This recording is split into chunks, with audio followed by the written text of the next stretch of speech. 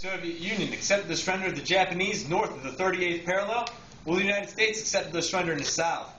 The 38th parallel was never meant to be a political boundary, nor a division of country. It was merely established to designate areas of responsibility. So in May of 1948, elections were held in the south, and this man, Dr. Sangman Rhee, was elected the first president of the Republic of Korea. In September of that same year, the Soviet Union appointed this man, Kim Il-sung, to be the first premier of communist North Korea. He reigned for approximately 46 years until his death in July of 1994. His eldest son, Kim Jong-il, succeeded him in power. This is the first ever father-to-son succession of power to take place in a communist country. Despite talks and negotiations and attempts to reunify the Korean peninsula, on 25 June 1950, North Korea launched a massive surprise attack. This ensuing war lasted for over 3 years and cost over 2 million people their lives. If my clicker works.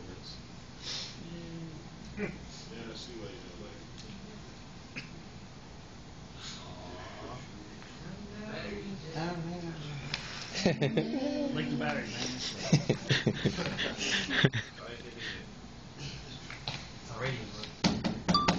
Oh, style.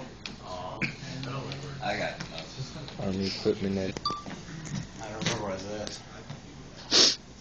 Despite talks, negotiations, and attempts to reunify the Korean peninsula, on 25 June 1950, North Korea launched a massive surprise attack. This ensuing war lasted for 3 years and cost over 2 million people their lives. Oh. Within the first month of this war, North Korean forces had captured most of the Korean peninsula. Coalition forces were finally able to stop their advance around the city of Busan.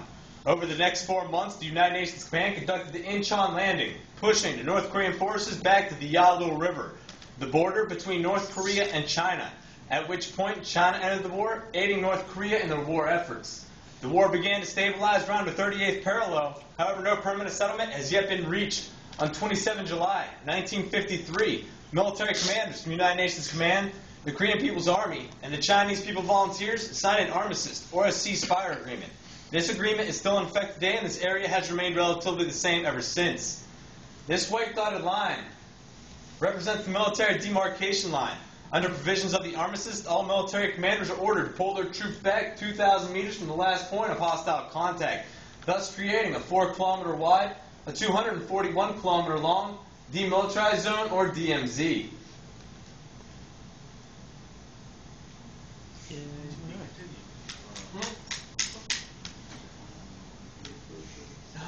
Goodness.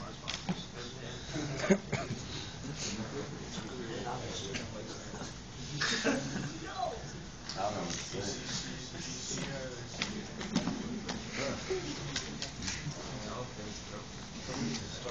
Only fires for fighting troops. Under the provisions of the armistice, all military commanders are ordered to pull their troops back 2,000 meters from the last point of hostile contact, thus creating a 4-kilometer wide, a 241-kilometer long Demilitarized Zone, or DMZ. Note your location and its relationship to Seoul to the military demarcation line. Here at Camp Boniface, you are currently 400 meters from the southern boundary of the Demilitarized Zone and only 2.4 kilometers from the MDL itself. This is the city of Kaesong, where all original sightings were held for the ceasefire agreement prior to being moved to the Panmunjom, or what we call the Joint Security Area. Although the DMZ is one of the most militarized locations in the world, the MDL itself consists of no fortifications. It is simply a series of 1,292 black and yellow panel markers that run from coast to coast and are spaced at 100 to 200 meter intervals. On the southern side, they are labeled at Hangul Korean at the top and English at the bottom. And on the northern side, they are labeled at Hangul Korean at the top and Mandarin Chinese at the bottom.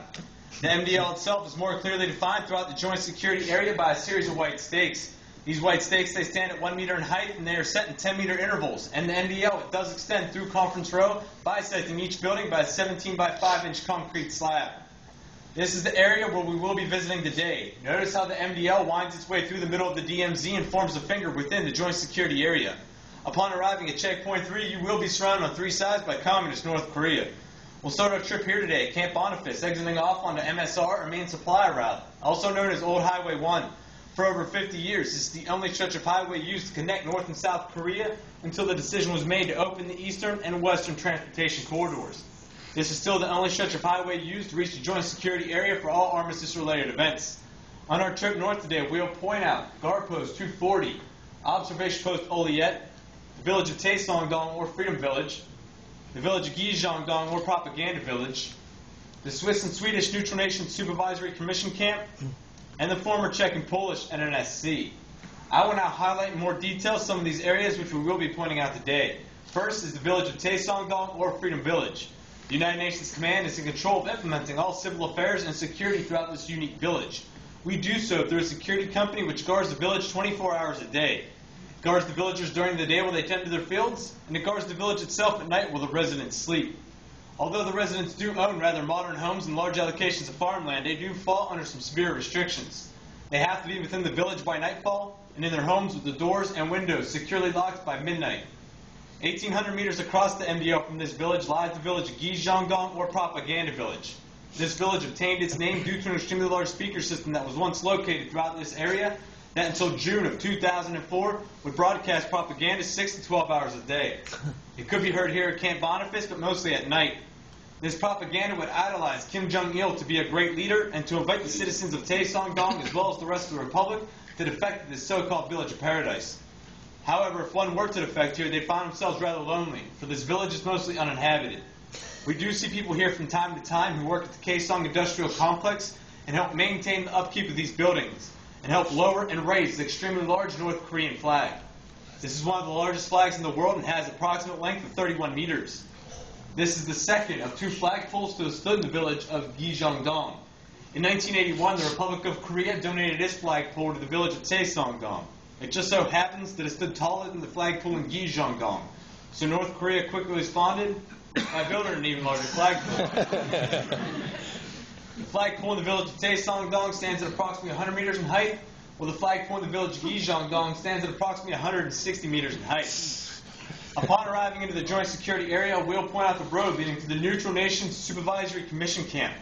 Delegates from Switzerland, Sweden, Czechoslovakia, and Poland formed the original NNSC. This commission was in charge of investigating all armistice violations that occurred outside of the Demilitarized Zone. We currently work with 3 delegates, the Swiss and the Swedes who stay year-round, and the Polish who come for the biannual meetings. Also from Checkpoint 3, we'll point out the former Czech and Polish NNSC camp, which is seen here on your right.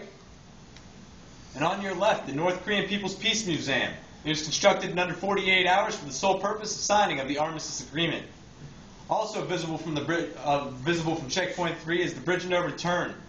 The Bridge of No Return obtained its name near the end of the Korean War when Operation Big Switch and Operation Little Switch were conducted. The United Nations Command returned approximately 82,000 prisoners of war, while the Chinese and North Korea returned approximately 13,000. These prisoners were lined up on either side of the bridge and given the opportunity to cross to the country of their choosing. However, once they crossed, they could never return, hence the name. The Bridge of No Return lies in the southern portion of the joint security area. All the blue buildings you see are ran by the United Nations Command, or UNC, while the red buildings you see are ran by North Korea, or the KPA. Prior to 1976, the joint security area was a neutral location. Both guard forces could cross the MDL freely within this area. North Korea took full advantage of this by building 4 communist guard posts located in the southern boundary road of the joint security area, while the UNC built none in the north. Note the location of Checkpoint 4 and how it is surrounded on 3 sides by communist guard posts and isolated from the rest of the joint security area. Soldiers at Checkpoint 3 had limited visibility of the soldiers at Checkpoint 4 due to an extremely large yellow poplar tree that once grew in this area. So on 18th August 1976, the United Nations Command dispatched a 4-man civilian work detail along with a 12-man security force to conduct a routine tree trimming operation. Among their arrival, they were met by approximately 28 North Korean guards. Work did start as scheduled, however, 15 minutes after the work began, North Korea attacked. This ensuing fight only lasted for 4 minutes, but in this time, Company Commander Captain Arthur Boniface and First Platoon Leader First Lieutenant Mark Barrett were brutally axed to death.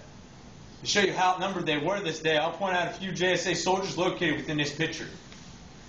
First is rather hard to make out, but he is seen here fighting off 7 KPA guards.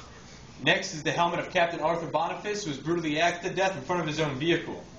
And next, you can clearly see a North Korean soldier wielding an axe towards a JSA soldier. Due to these unprovoked acts of violence, a special series of meetings were held, and the decision was made if the MDL should separate the 2 guard forces throughout the joint security area. There were no more acts of violence until 23rd November 1984, when a Soviet citizen on a North Korean-sponsored tour dashed across the MDL and attempted to defect to the free world. He was followed by North Korean guards armed with pistols and rifles in an attempt to kill or capture him. There are approximately 30 North Korean guards located in the northern portion of the JSA Sutton Garden. The JSA Quick Reaction Force was immediately alerted and able to halt and outflank the North Korean main body.